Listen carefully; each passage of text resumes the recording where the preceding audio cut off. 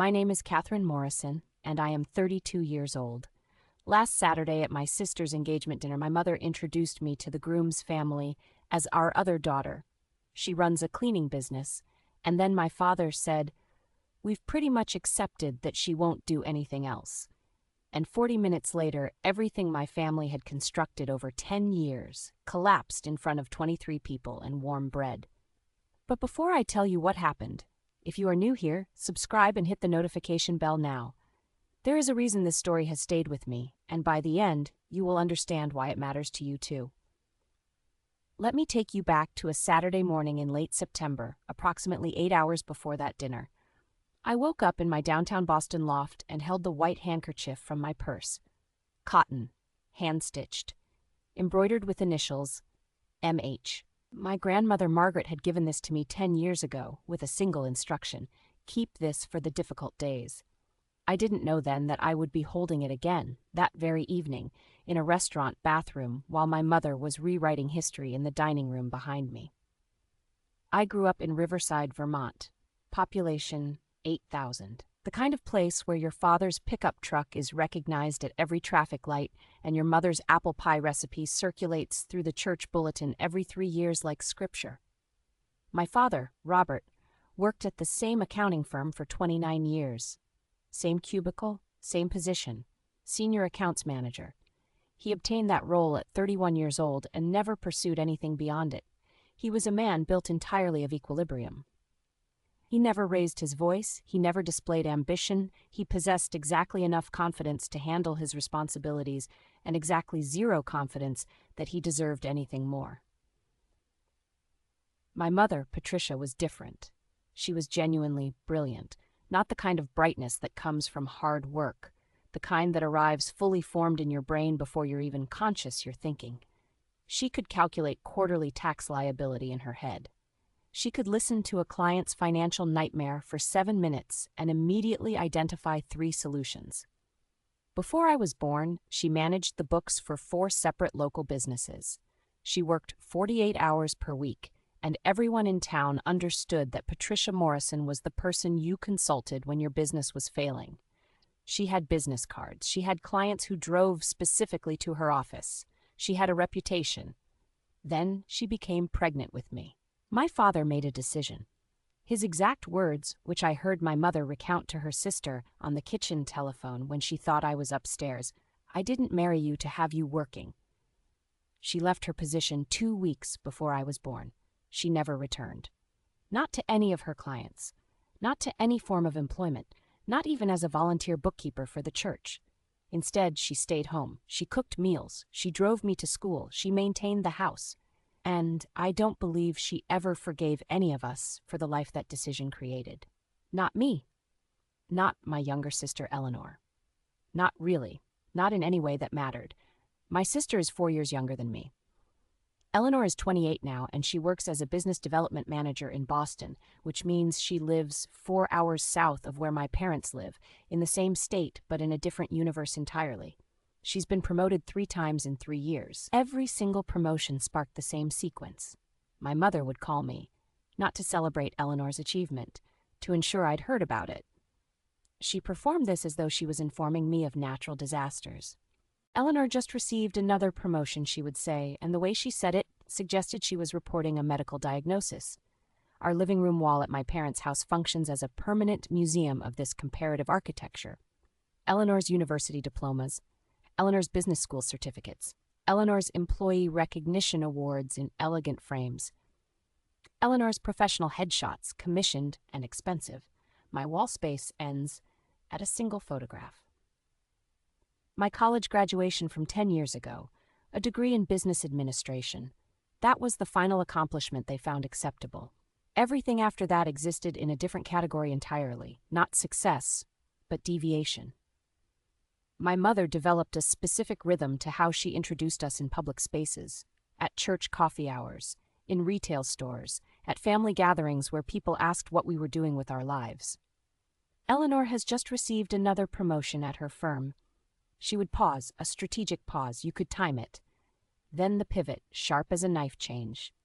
Catherine is still running her little service business. My father never elaborated. He never provided context or detail. He simply stood there with his hands tunneled into his pockets, staring at the floor, with the expression of a man whose number had been called at the deli counter and who was now waiting to hear what he'd ordered. That silence was agreement. I understood that very early. When your father doesn't contradict something, when he simply withdraws into quietness, he is confirming it. He is adding his silence to the statement. That silence becomes a second voice. The summer I turned 22, I possessed a business degree and approximately 300 pages of written financial projections. My mother possessed different plans. She had already enrolled me in an MBA program at the State University without asking. She'd already paid the deposit. She'd already mentioned it to my father's colleagues at firm events, introducing it as though it was a done transaction, a certainty, something that existed beyond the realm of my opinion.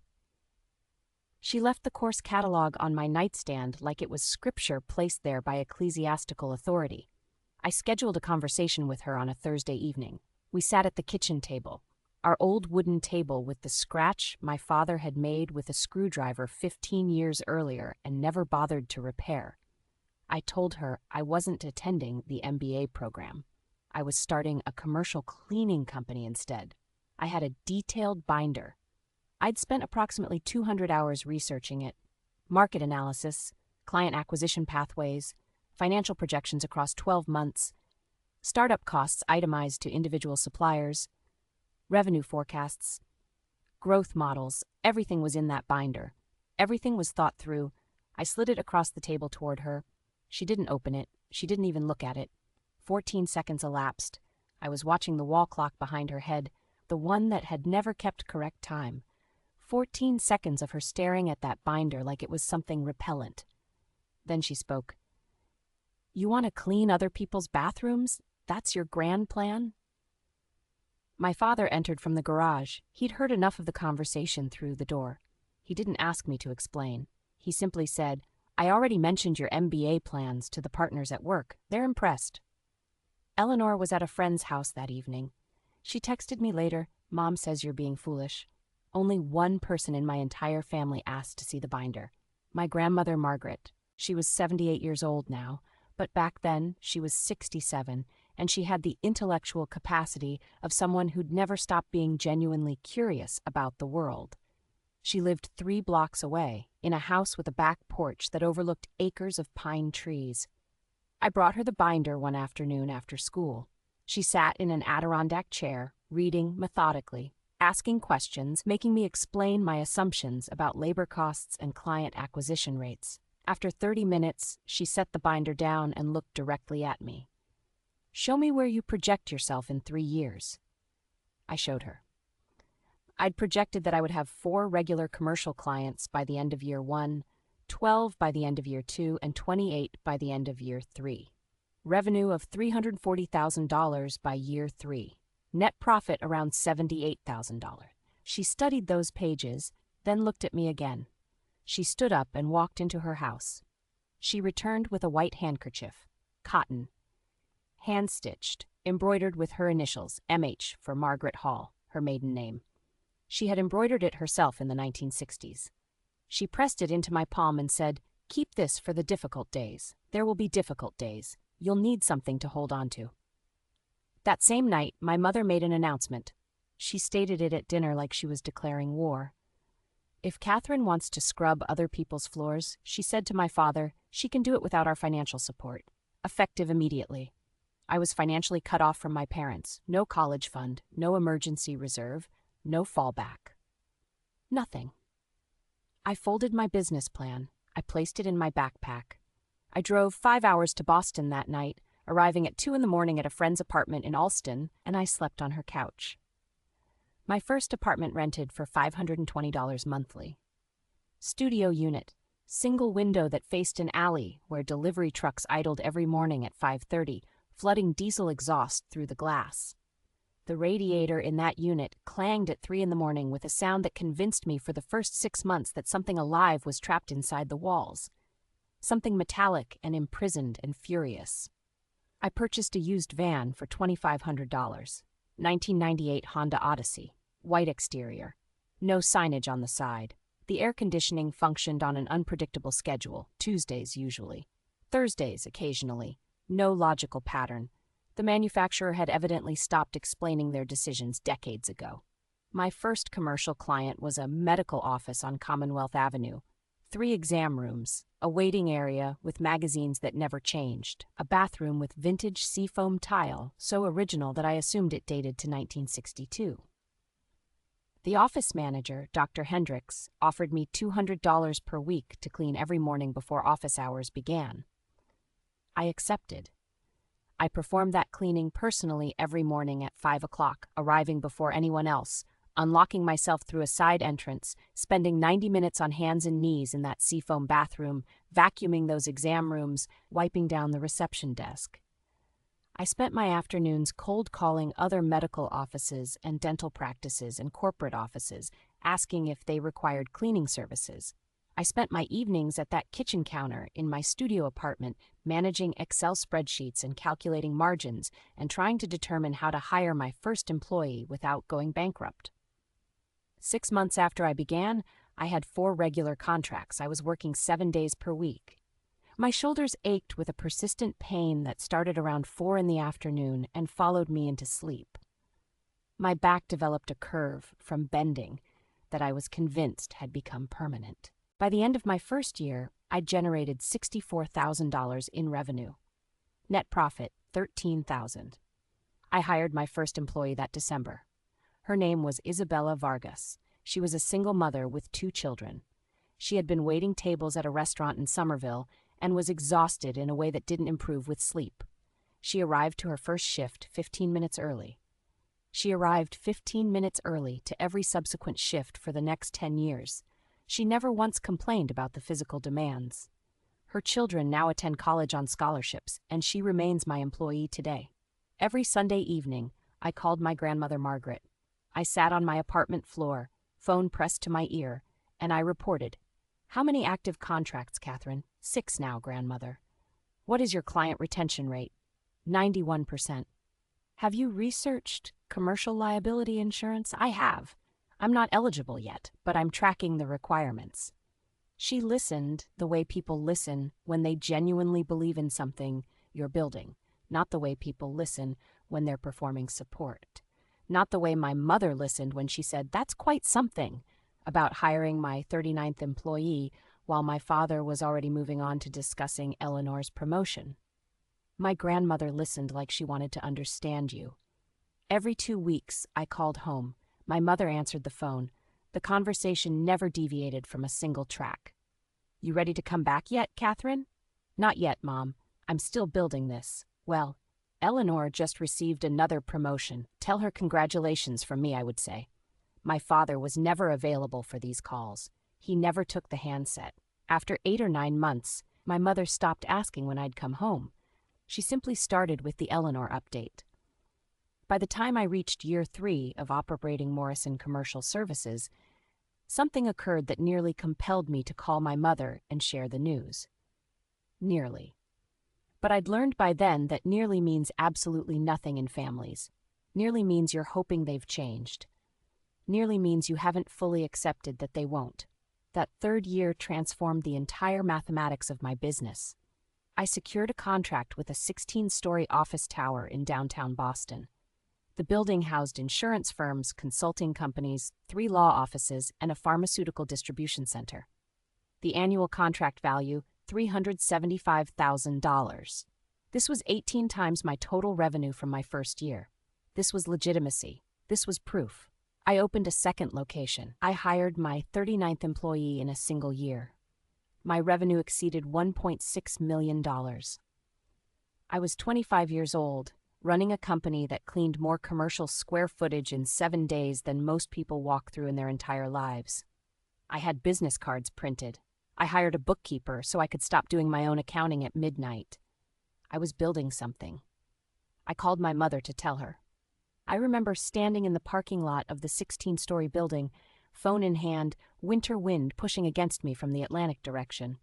"Mom, I just finalized a contract worth $375,000 annually. The building is 16 stories. We'll have a team there every single day." Pause. Then her voice, smaller than I expected, "So you're hiring more people to mop floors now?" 39, Mom. I've hired 39 people total. 39 people are employed by my company because of this contract. That's quite something. My father's voice broke through on speakerphone. Eleanor just received acceptance into an executive development program at her firm. 6-month program. Very prestigious. I sat in my office, a legitimate office by then, with a desk and actual filing cabinets and a framed photograph of my grandmother Margaret on the shelf, and I stared at the business cards I'd just received from the printer. Forest green, elegant typeface, Morrison Commercial Services. A tagline beneath, "Precision in everything we do." I'd spent 3 full days selecting the precise shade of green. I'd brought color samples home and examined them under different lighting conditions. I'd wanted the exact hue. That phone call was the final occasion I volunteered information about my company to my parents. I didn't make a conscious decision in that moment. There wasn't a dramatic confrontation. There wasn't a declaration. I simply stopped trying. When you share news that you've just signed a contract worth $375,000, and someone responds by asking how many people you're sending to mop floors, the communication transmits with perfect clarity. They have already determined your identity. Additional information will not alter their conclusion. Further effort is empty. For the next 7 years, I allowed them to believe exactly what they decided to believe. I permitted their narrative to remain undisturbed. I stopped calling every 2 weeks. I called on Christmas. I sent birthday cards.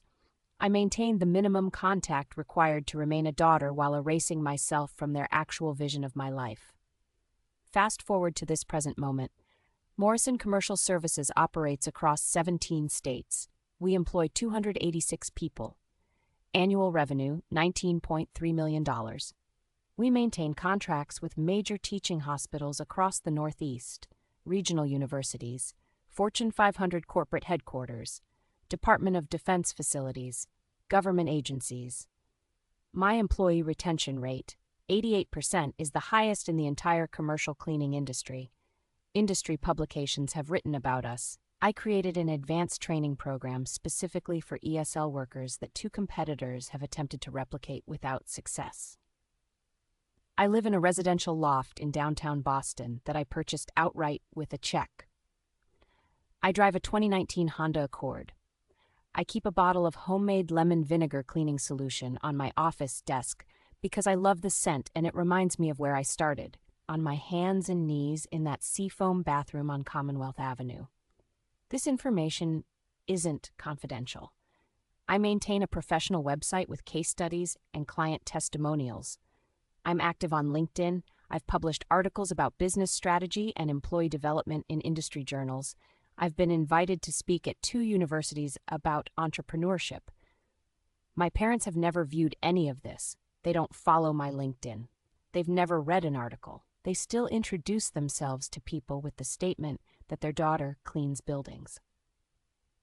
Then came Saturday. The groom's mother, Victoria Chen, is the vice president of facilities at Harrison Corporate. This is a $15 billion insurance conglomerate.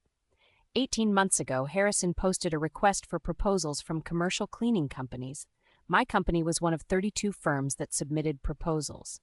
Victoria Chen sat on the selection committee. She attended our formal pitch meeting. She listened to me present our operational framework, our safety protocols, our training initiatives, our industry rankings. She recommended that Harrison award us the contract. The committee voted unanimously. Harrison Corporate was one of the largest contracts I'd ever secured. Annual value, $522,000. Victoria and I had developed a professional relationship through that contract negotiation process. We had communicated extensively. She knew who I was. And now, at my sister's engagement dinner, with my mother's false smile still hanging in the air like something that hadn't fully evaporated, Victoria leaned forward and asked, "Wait, you're her? You're the woman who pitched Harrison?" I remember the exact moment my chest stopped working properly. Victoria was still leaning forward, her face arranged in the genuine curiosity of someone who just connected 2 pieces of information that had previously seemed unrelated. My mother's smile froze at the precise angle it had achieved. My father's fork stopped moving toward his mouth. The fork remained suspended there, held in his hand, forgotten. "You're the woman who pitched Harrison?" Victoria asked again. "Catherine Morrison. I've been recommending your company to colleagues all year. Your operational metrics are extraordinary. That proposal you submitted was the most comprehensive I've ever reviewed from a cleaning services firm." My mother turned to look at me. Actually, turned her head. For the first time all evening, her full attention was suddenly available and focused and directed at me with absolute precision. Eleanor was watching her phone screen. She didn't look up. My father set his fork down. He was staring at his plate with an intensity that suggested the seafood risotto contained classified military information. I felt something happen inside my body that I can only describe as the simultaneous sensation of something expanding and something compressing. Expansion in my chest, like air was rushing into a space that had been closed for 7 years. Compression in my abdomen, like that same air was being forced out through my ribs and replacing my organs with emptiness. My hands felt distant from me, like they belonged to someone else who was sitting at this table under my name. I held my grandmother's handkerchief beneath the table in my left hand. I'd brought it that evening. I always brought it now to all family events, though I'd never articulated why. Cotton, hand-stitched, embroidered with initials, something solid, something real. I said yes, that was my company that pitched Harrison. My mother turned back to Victoria. "Catherine started a little cleaning service about 10 years ago," she said. Her voice had changed. It was performing a different inflection now, one that I'd never heard her use before. It was the voice of someone who was rapidly recalibrating. It was the voice of someone doing mathematics in real time. He seems to do quite well with it. Now, I know what a lot of you are thinking right now. You're thinking, "Catherine, why didn't you correct her? Why didn't you say something in that moment? Why didn't you set the record straight about what your company actually is?" Trust me. I asked myself the same thing. But let me ask you this. Have you ever been in a situation where the truth about you suddenly became visible to people who decided that truth didn't exist? Have you ever watched someone realize they've been wrong about you for years, and then you watched them calculate in real time what that means for how they've treated you? Drop that in the comments if you have, because here's what happened in the next 45 seconds. My mother was reconstructing narrative. She was repositioning. She was performing a mental inventory of every conversation we'd had where she'd introduced me as our other daughter. She runs a cleaning business. In front of people who now, in her internal calculation, might have thought less of her because she'd birthed someone who just cleaned buildings. She was realizing that her contempt had been directed at someone far more successful than she had any mechanism to understand. Victoria continued speaking. "Your team won the Harrison contract against 31 other proposals. Do you know how impressive that is? The cleaning industry is saturated with contractors. To be selected as the top choice against that level of competition means you have something that doesn't come naturally to most business owners. You have excellence as a foundational principle." She said this while looking directly at me. She meant it. People know when they're being genuinely seen by someone. Eleanor finally looked up from her phone. She looked at our mother, then at me, then back at her phone. My father picked his fork back up. He took a small bite of risotto. He didn't speak. He was doing what I'd observed him do for 32 years whenever the narrative was collapsing in real time. He was retreating into complete stillness. My mother said, "Well, this is wonderful. We're so proud of Catherine. We've always supported everything she does. Now let me tell you something about liars. The best ones don't maintain their lies through constant repetition. They maintain them through immediate adaptation. They adjust their story to incorporate the new information. They make the falsehood flexible enough to accommodate the truth." In that single statement, my mother had attempted to retroactively rewrite a decade of contempt as support. She had performed the verbal equivalent of burning all evidence and replacing it with a forgery. She was doing this while I was sitting there with my grandmother's handkerchief compressed in my fist beneath the table. Victoria smiled warmly. "I'm sure Catherine appreciates that. She's built something truly exceptional." Her company's approach to employee training is actually being studied by Columbia Business School. Did you know that? My mother's face was flushing. It was a slow flush, starting at her neck and rising methodically upward like something was being poured into her from below. She turned to me again. Columbia Business School? She laughed. The laugh was brittle. It had edges. Yes, I said. They reached out 3 years ago about featuring our training program in a case study. 3 years, my mother said. You didn't mention that when you called. I called home on Christmas and your birthday, I said. I heard my father set his fork down again. He did not look at anyone. His hands returned to his lap. Eleanor stood up and excused herself. She said she needed to use the restroom. She walked past our mother without making eye contact. She walked past our father. She walked past me. The door to the restroom closed. My mother's voice had changed again. It was smaller now. Defensive.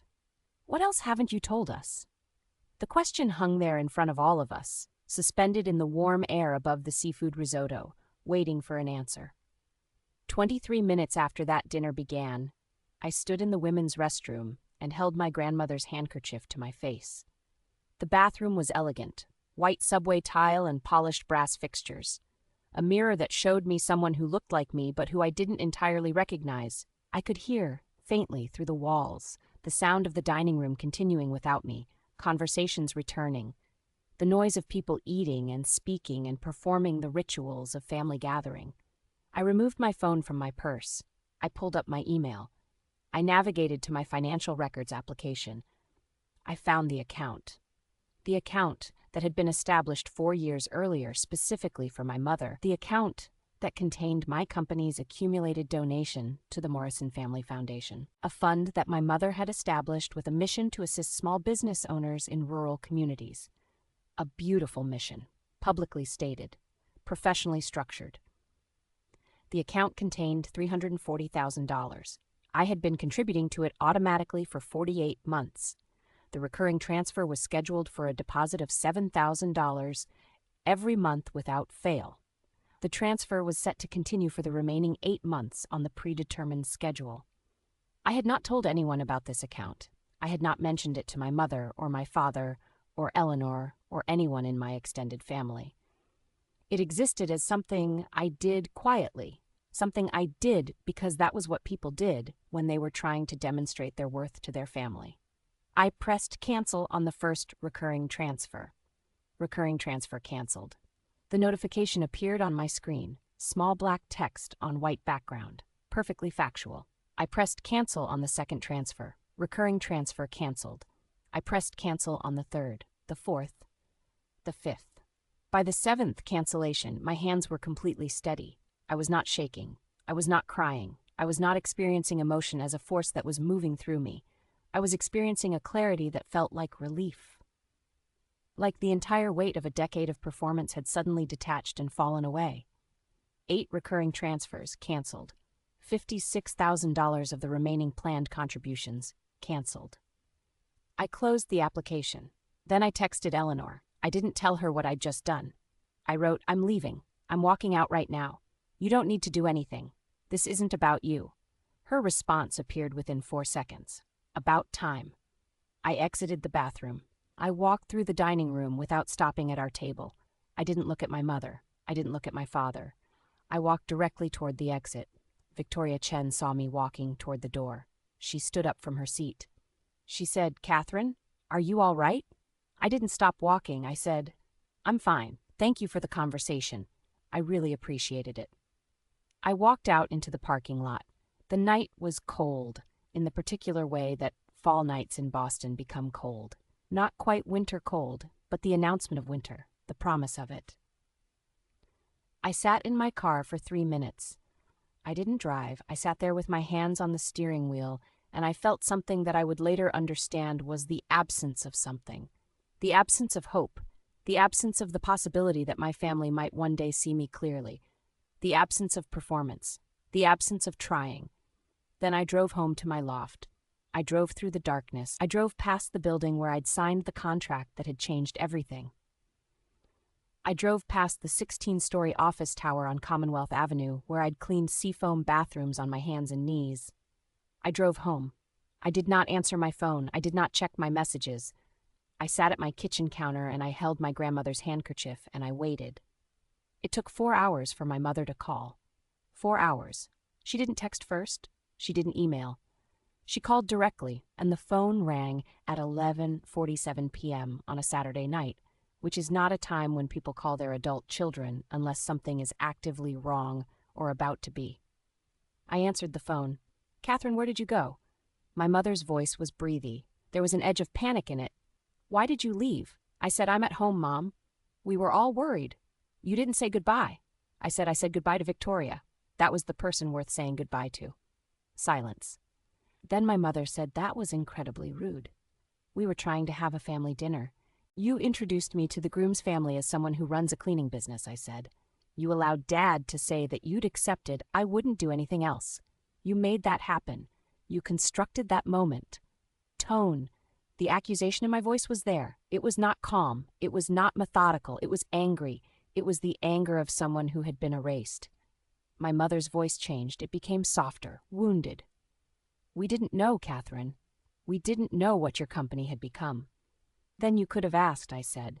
"We tried to call. You called twice in 7 years, Mom. Twice. Both times on Christmas." "That was you not calling," she said. "Your father wanted you to come home. He was sitting across from me at a dinner table tonight, and he didn't say a single word about anything I've accomplished. He still doesn't know what I do for a living. He doesn't know my employees' names. He doesn't know anything. He chose not to know anything." "Catherine, you're being unfair. We're your parents. We love you." And this is where I need to tell you what happened next, because it matters to the actual resolution of this story. My mother did something that a lot of family members do when they're cornered. She shifted. She moved directly from warmth into something else. The warmth wasn't gone. It was still present underneath, but it had transformed into something more complex, more fractured. She said, "If you're going to take this attitude, then maybe you should take some time before coming home again." "Coming home again," I said. "Your father thinks it would be best. He thinks you need some space to think about how you've treated us. He wasn't even willing to look at me tonight. He was shocked, Catherine. We were both shocked. You should have told us." "I did tell you. 7 years ago. I called you and told you I'd signed a contract worth $375,000, and you asked me how many people I was sending to mop floors." "You're twisting my words." "I'm not twisting anything. I'm remembering what actually happened." My mother was crying now. I could hear it in her voice. She was moving through the cycle that my therapist would later explain to me is textbook family manipulation.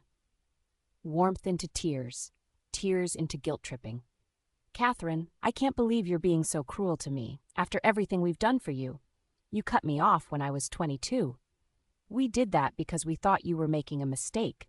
We were trying to protect you. You were trying to control me," I said. My father's voice broke through in the background. "Patricia, let me handle this." Then directed at me. "Catherine, we'd prefer it if you didn't contact your mother for a while." I said, "Okay." "I don't think you understand the severity of what you've done here," my father said. "What I've done?" I said, "You've humiliated us in front of people we respect, and then I did something that surprised both of us." I laughed, quietly, not mockingly, but genuinely, because I finally understood something that I'd spent a decade failing to understand. He was never going to see me. He was never going to ask about my business, or my employees, or my success, or my actual life. And the reason wasn't that he wasn't capable of it. The reason was that my existence had never been about me.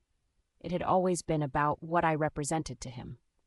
The physical manifestation of his fear that if his daughter could achieve something through ambition and risk and performance and excellence, then his own choices to avoid ambition and risk might be revealed as choices rather than destiny. My mother's voice cut through. "If you're not going to take this seriously, we're not going to continue this conversation." "That's fine," I said. She hung up. I sat with my phone in my hand. I looked at my grandmother's handkerchief on the counter. Cotton, hand-stitched, embroidered with initials. I picked it up. I ran my thumb across the embroidered letters. Margaret Hall, my grandmother who'd asked to see my business plan and who'd told me to keep this for the difficult days. My grandmother who had believed in me when my own parents had decided to believe in Eleanor instead. I opened my laptop. I navigated to my bank records. I pulled up the donor information for the Morrison Family Foundation. I found the account that had been receiving my $7,000 monthly contributions. I looked at the transaction history. 48 deposits of $7,000. The fund had grown to $336,000 over the past 4 years. I examined the charitable status. The foundation was registered in my parents' names. They were listed as the administrators. They had the authority to distribute those funds however they chose. I sent an email to the foundation's administrative email address. I requested a full accounting of all funds distributed from the foundation since its inception. I did this calmly. I did not include any accusatory language. I simply requested the documentation in my capacity as a donor to the foundation. The email was sent at 12:03 a.m. on a Sunday morning. I went to bed. It took my mother 7 days to discover that I'd canceled the recurring transfers. 7 days. It took her that long to notice that the monthly deposit hadn't appeared in the foundation account. On the 8th day, she called. The call came at 2:47 p.m. on a Saturday afternoon. I didn't answer. I let it go to voicemail. The voicemail was 4 minutes and 32 seconds long. "Catherine, honey, I'm not sure what happened, but your donation didn't come through this month. I thought maybe it was a technical error. Can you call me back and let me know if there's an issue with your bank account? Also, I wanted to tell you that Eleanor said you were right to leave the dinner early. She called your father, and they actually had a real conversation for the first time in years. She told him that he's never asked anything about your business and that he's been unfair to you, and he actually listened. He's been thinking about it all week, and he asked me to call you and tell you that he's sorry. I don't know what Eleanor said exactly, but she was very firm with him. Catherine, we're your parents, and we love you, and we want to make this right. Please call me back. Your father wants to talk to you himself." I listened to this voicemail 3 times. I listened to the part where my mother mentioned that my father wanted to talk to me. I listened to the part where she said they wanted to make it right. The 3rd time I listened to it, I felt something that resembled hope beginning to form. I felt myself starting to construct a narrative where this might actually result in acknowledgement, in apology, in actual change. Then I called my mother back. "Mom, about the donation, I canceled the recurring transfers." "You what?" "I canceled them. All of them. The remaining 8 months of transfers are canceled." Silence. Then, "Why would you do that?" "Because I was funding a foundation that my parents established so they could feel good about themselves, and I haven't heard from either of you about what that foundation actually does. I haven't seen any evidence that a single dollar from that foundation has been used to actually help anyone. I've been sending you money for 4 years, and you've never mentioned it, except to tell me that the deposit hadn't arrived. That's not fair, Catherine. We discussed the foundation with the board. You don't have a board. It's just you and Dad. We're building something. You're sitting on $336,000 of my money in an account that doesn't have any measurable charitable impact. I don't appreciate your tone." "I wasn't asking for your appreciation," I said. "Your father has been trying to reach out to you. He feels terrible about what happened. He listened to Eleanor for the first time in his life and decided he was sorry I got humiliated at a dinner party. That's not him being sorry for 10 years of treating me like I was incapable. That's him being sorry for the public embarrassment." "Catherine, you're being incredibly harsh." "I need to go," I said. "I'm going to send you an official letter from my accounting firm regarding the discontinued donations. I'm also going to request a full accounting of all funds distributed by the foundation. If those funds haven't been used for legitimate charitable purposes, there may be tax implications that you should discuss with an accountant." "Are you threatening us?" "I'm informing you of the facts," I said. I hung up. My mother called back 3 times in the next hour. I didn't answer. She sent 2 text messages. I didn't respond. My father did not call. My father did not send a text message. My father did not attempt to reach me in any way. And that absence told me everything I needed to know about whether his apology had been genuine or whether it had simply been a request from my mother to make the conflict go away faster. 3 weeks later, The Morrison Family Foundation submitted an amended filing to the State Charitable Registration Bureau. The filing indicated that the foundation was being dissolved, effective immediately. The remaining funds, $336,000, would be distributed as follows: $100,000 to the Vermont Community Fund, $100,000 to the Boston Public Schools Foundation, $100,000 to the American Small Business Administration, and the remaining $36,000 returned to the donor. That last part was strategically significant. The donor, not Catherine Morrison, not my name, just the neutral legal terminology. My mother had to write that check to me. She had to process the paperwork that resulted in her losing access to a foundation bearing her name.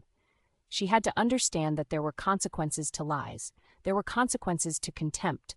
There were consequences to a decade of deciding that your daughter's entire existence was a disappointment. I received the check 1 week before Christmas. It was dated December 18th. The amount was $36,472. The $472 represented the interest that had accrued on the donated funds over 48 months. My mother had calculated that interest and included it, presumably make it clear that she understood the mathematics of what had transpired. I deposited the check into my personal account.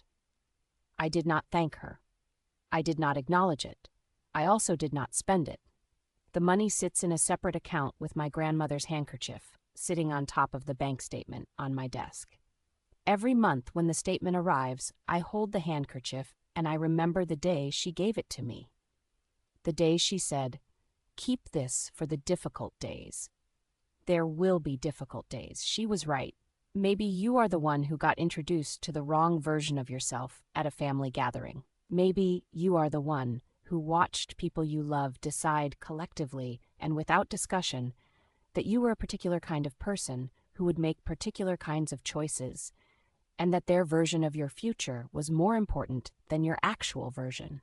Maybe you are the one who tried to convince them otherwise and who was met with withdrawal and silence and a kind of quiet contempt that nobody names directly, because if you name it directly, you'd have to acknowledge that it's actually contempt. Maybe you are the one who eventually stopped trying. Maybe you are the one who built something anyway, built it quietly, built it alone, built it while they were still telling other people that you weren't building anything at all. Here's what I know now that I didn't know when I was 22 years old and my mother enrolled me in an MBA program without asking. Love is not what people do when they're protecting you. Love is not what people do when they're trying to control you into a version of your future that makes them feel less afraid about their own. Real love is the thing my grandmother demonstrated when she asked to see my business plan and then gave me a handkerchief. She didn't try to change my mind. She didn't suggest an alternative path. She asked questions. She listened to the answers.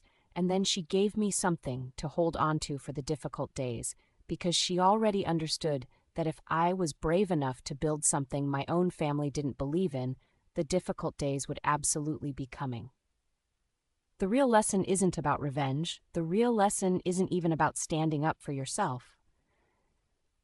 The real lesson is that there's a kind of clarity that only arrives when you stop trying to convince people who've decided not to be convinced. There's a kind of freedom that only arrives when you stop performing for an audience that will never applaud. And once you have that freedom, once you understand that your worth is not dependent on anyone else's belief in it, everything changes. Not because you've punished anyone, not because you've made them sorry, but because you've finally understood that you don't need their understanding. You never did. I read every comment, drop boundary, or consequence in the comments. Tell me which one you need to understand more deeply right now. If this story meant something to you, hit like and subscribe. New stories every week.